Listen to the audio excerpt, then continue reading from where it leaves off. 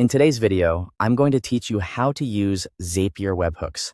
To get started, log into your Zapier account and create a new Zap. This Zap will act as the automation that listens for incoming data and then does something useful with it.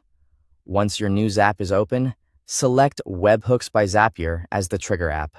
This is the built-in Zapier tool that allows your workflow to receive data from another application. Next, choose Catch Hook as the trigger event. This option tells Zapier to wait for a webhook request to come in from an external source. After that, click Continue to move forward. You'll now see a field called Pick Off a Child Key.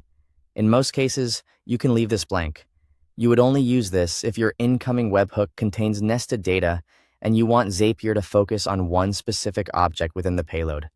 If that doesn't apply to your setup, just leave it empty and click Continue again. Zapier will now generate a unique webhook URL for you. Copy that URL carefully, because this is the address your other application will send data to.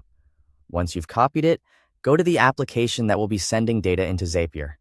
Find that app's webhook configuration area and paste the Zapier webhook URL into the appropriate field. After the URL is in place, send a test webhook request from that application. This step is important because it gives Zapier sample data to work with. Then return to Zapier and click Test Trigger. Zapier will check for the incoming request and attempt to pull in the data that was just sent.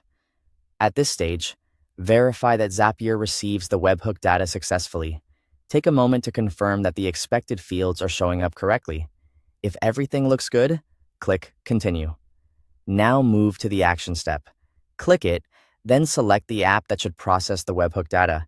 This could be a spreadsheet tool, a CRM, an email platform, or another app depending on your workflow.